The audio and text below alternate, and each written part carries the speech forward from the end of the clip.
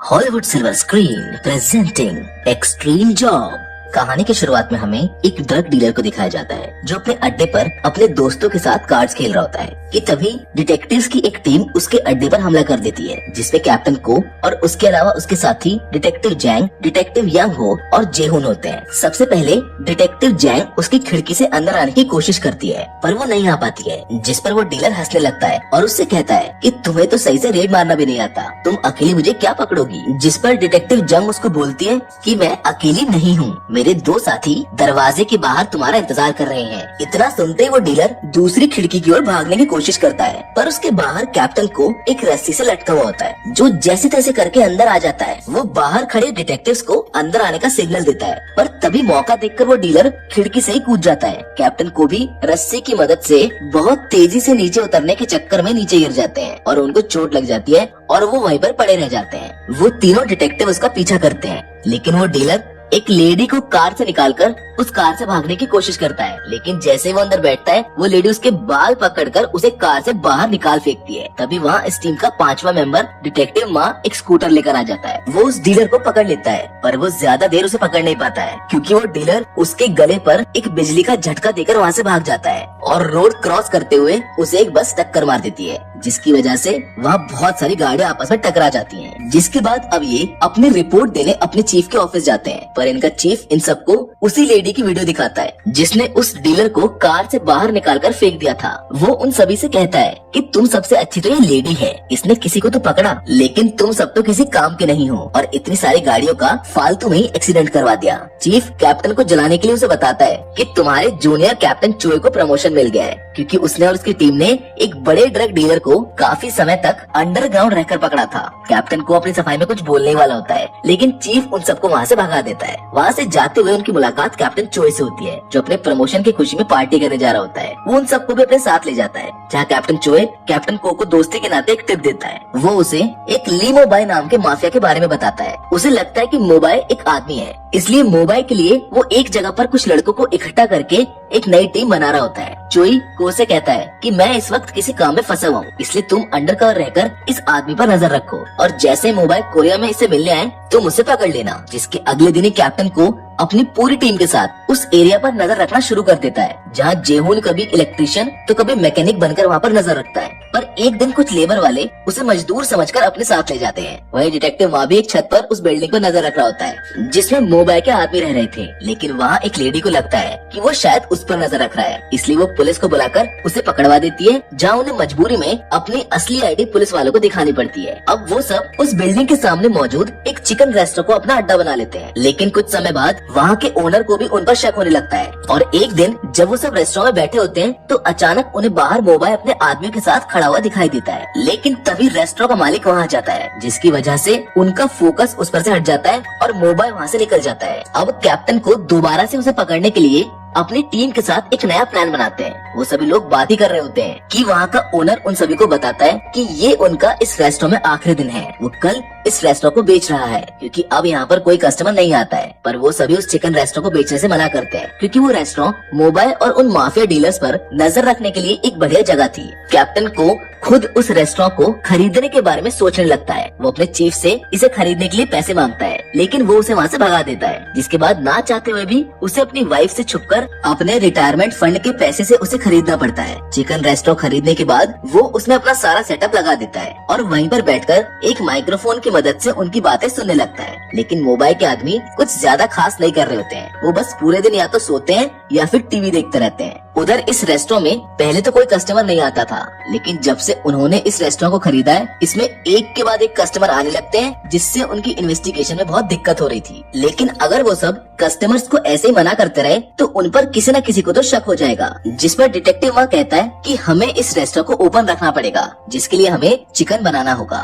वो सभी ये बात ही कर रहे होते हैं कि तभी उन्हें मोबाइल के आदमियों की आवाज अपने सिस्टम पर सुनाई देती है जो एक टीवी रिमोट के ऊपर लड़ रहे होते हैं, लेकिन उनका लीडर उन सभी में लड़ाई करवा देता है कि जो भी हारेगा वो नीचे वाले चिकन रेस्टोरेंट से चिकन लेकर आएगा। ये सुनते ही वो सब रेस्टोरेंट को क्लोज करने के लिए दौड़ते हैं, पर तभी वहाँ पर वो लेडी आ जाती है जिसने माँ को अरेस्ट करवाया था। वो माँ को देखकर फिर से पुलिस बुलाने लगती है, पर कैप्टन उसे समझाता है कि हम इस रेस्टोरेंट को खरीदना चाहते थे, इसलिए आसपास के एरिया की जांच कर रहे थे। ये सुनकर वो लेडी उनसे माफी मांगने लगती है और उनके रेस्टोरेंट का चिकन टेस्ट करने को कहती है, पर को से बताता है कि हमने ये रेस्टोरेंट अभी खोला है, इसलिए अभी हमारे पास चिकन नहीं है। इतने में पीछे से मोबाइल के आदमी भी चिकन लेने आ जाते हैं, पर वो लेडी उन्हें बता देती है कि अभी इनके पास चिकन नहीं है क्योंकि इन्होंने इस रेस्टोरेंट को अभी खोला है। अब डिटेक्टिव को सभी को चिकन बनाने को कहता है। वो चारों डिटेक्टिव से अपना अपना चिकन बनाने को बोलता है। जहाँ कोई तो चिकन को कच्चा छोड़ देता है तो कोई उसे जला देता है, लेकिन माँ उन सबसे अच्छा चिकन बनाता है। वो माँ को वहाँ का कुक रख देते हैं। थोड़ी देर बाद वहाँ एक कपल आता है और सॉस वाला चिकन ऑर्डर करता है। तभी माँ और कैप्टन को ध्यान आता है कि उन्होंने सॉस के बारे में तो सोचा ही नहीं, पर माँ अपनी फैमिली सॉस जो उसकी मॉम ने उसे बनाना सिखाया था वो ही बनाकर उन्हें दे देता है। और पता नहीं कैसे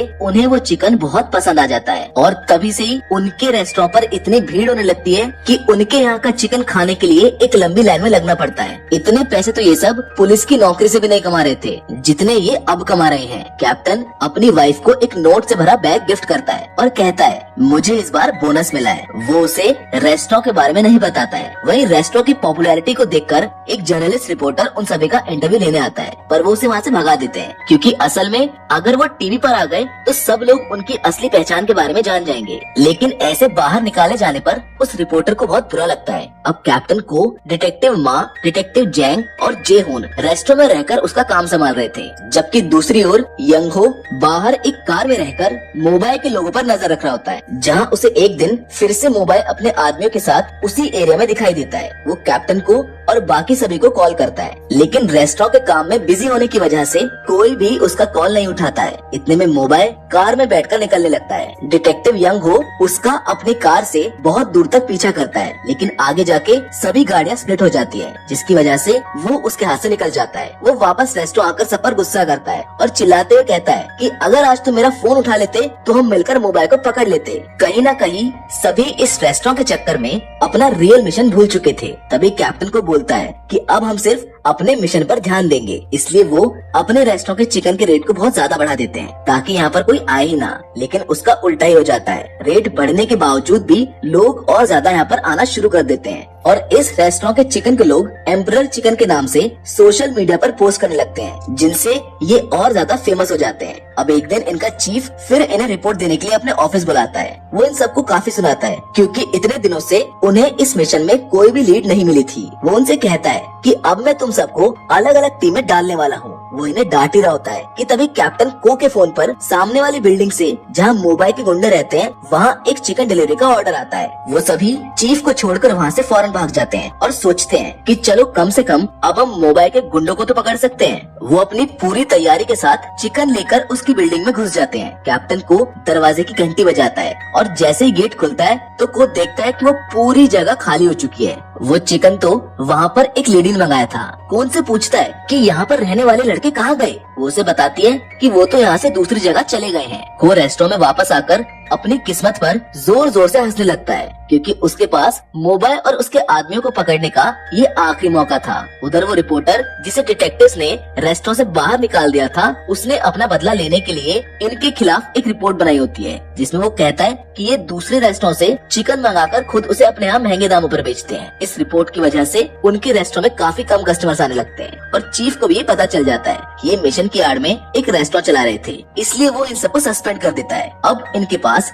रेस्टोरेंट चलाने के अलावा और कोई रास्ता ही नहीं था। वही कैप्टन को की वाइफ भी उसे रेस्टोरेंट चलाने के लिए बोलती है, जो कि वो मान भी लेता है क्योंकि उसे अपने रिटायरमेंट फंड के पैसे वापस जमा करने हैं, नहीं तो उसकी वाइफ उसे डिवोर्स भी दे सकती है, जिसके चलते वो सभी रेस्टोरेंट को ऑफिशियली चलाने के लिए मान जाते हैं। पर तभी वहाँ पर एक बिजनेसमैन आता है जो उनसे उनके इस रेस्टोरेंट की फ्रेंचाइज खोलने के लिए कहता है। शुरुआत में तो वो सबको फ्रॉड लगता है और माँ उससे पूछता भी है कि तुम कहीं फ्रॉड तो नहीं हो, लेकिन वो पैसों से भरे बैग को उनकी तरफ कर देता है, जिसको देखकर सबको उस पर यकीन हो जाता है। जिसके बाद काफी जगह पर इनके रेस्टोरेंट की फ्रेंचाइज खुल जाती है। लेकिन अभी तक किसी भी डिटेक्टिव को ये नहीं पता था कि वो बिजनेसमैन असल में मोबाइल का ही आदमी होता है, जो पहले उस रेस्टोरेंट को ढूंढता है जो किसी भी वजह से लॉस में गया हो। जिसके बाद वो उस रेस्टोरेंट की फ्रेंचाइज खोल देता है और उसमें ड्रग का काम करता है। कैप्टन को के रेस्टोरेंट के साथ भी यही हो रहा था। वो इस रेस्टोरेंट की फ्रेंचाइज में फूड की आड़ में ड्रग सप्लाई कर रहा था। लेकिन कुछ समय बाद कैप्टन को और उसकी टीम को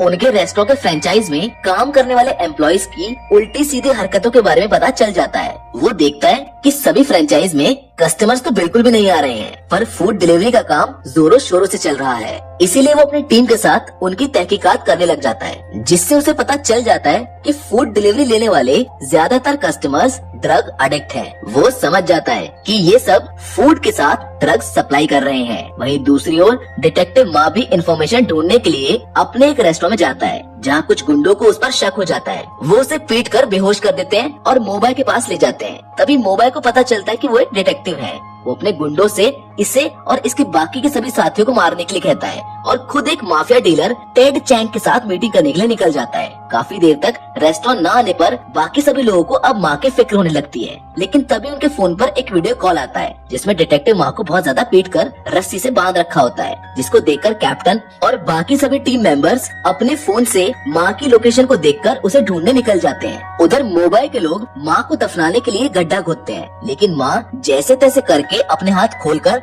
उन सभी को पीटकर वहाँ से भाग जाता है। वो एक ट्रक के पीछे लटक जाता है, जो उसी जगह जा रहा होता है जहाँ मोबाइल और टेड चैंग की मीटिंग होने वाली होती है। वो फाइनली उस जगह पहुँच जाते हैं और देखते हैं कि मोबाइल और टेड चैंग की मीटिंग बस खत्म होने वाली है। ये देखकर वो फौरन अपने मोबाइल से पुलिस के सायरन की आवाज निकालते हैं और अपनी टीम को कॉल करके अपनी लोकेशन बता देते हैं। उधर पुलिस सायरन सुनकर मोबाइल को लगता है कि टेड चैंग ने पुलिस को बुलाया होगा, इसलिए वो उसकी दोनों टांगों में गोली मार देता है और दोनों गैंग आपस में लड़ने लगते हैं। लेकिन तभी कैप्टन को अपनी पूरी टीम के साथ वहाँ पहुँच जाते हैं और मोबाइल की एक फोटो खींचकर कैप्टन चोई को भेज देते हैं। अब उन सभी को देखकर वो आपस में लड़ना छोड़ उन सब पर हमला कर देते हैं। उधर फोटो को देखकर कैप्टन चोई फौरन अपनी टीम के साथ वहाँ आने के लिए निकल पड़ता है। उसकी टीम के मेंबर उससे बोलते हैं कि जितने में हम वहाँ पहुँचेंगे इतने में तो वो सब डिटेक्टिव्स मारे जा चुके होंगे। जिस पर कैप्टन चोई अपनी टीम को बताता है कि वो सभी इतने जल्दी मरने वाले नहीं हैं। वो बोलता है कि डिटेक्टिव माँ national south Korean judo team का मेंबर रह चुका है, यंग हो एक्स मिलिट्री और एलाइट यूडी टीम का मेंबर है, जेंग नेशनल किक बॉक्सिंग चैंपियन रह चुकी है, जेहून हाई स्कूल बेसबॉल का स्टार था और उन सभी के कैप्टन को तो लोग ज़ॉम्बी बोलते हैं, क्योंकि वो 12 बार पेट में चाकू लगने के बाद भी अभी तक जिंदा है। उधर मोबाइल लड़ाई के बीच में मौका देकर निकलने की कोशिश करता है, लेकिन कैप्टन उसके पीछे लग जाता है, पर मोबाइल की असिस्टेंट उसे कुत्तों की तरह पीटने लगती है। जिधर जेहून उसके सिर पर एक बॉल फेंक के मारता है और वो बेहोश होकर नीचे गिर जाती है, जिसका फायदा उठाकर कैप्टन मोबाइल के पीछे भागता है, पर उसकी असिस्टेंट फिर खड़ी हो जाती है। वो को पर हमला करने लगती है, पर तभी डिटेक्टिव जैंग वहाँ आकर उससे लड़ने लगती है। वहीं मोबाइल एक बोट को लेकर भागने लगता है, लेकिन कैप्टन को भी पीछे से उस बोट पर कूद पड़ता है और दोनों के बीच काफी भयंकर लड़ाई होने लगती है, जिससे दोनों बहुत ज्यादा जख्मी हो जाते हैं। लेकिन आखिर में कैप्टन को उसके पैर पर एक ज़ॉम्बी की तरह काट लेता है, जिसकी वजह से वो बेहोश हो जाता है। कैप्टन चोई अपनी पूरी टीम के साथ वहाँ पहुंचकर देखता है कि को और उसकी पूरी टीम ने पहले ही उन सभी को पकड़ के रखा होता है। वो तो सिर्फ आने का इंतजार कर रहे थे और आखिरकार कैप्टन को की टीम ने एक खतरनाक माफिया को पकड़ लिया था। फिल्म के आखिरी सीन में कैप्टन को और उसकी पूरी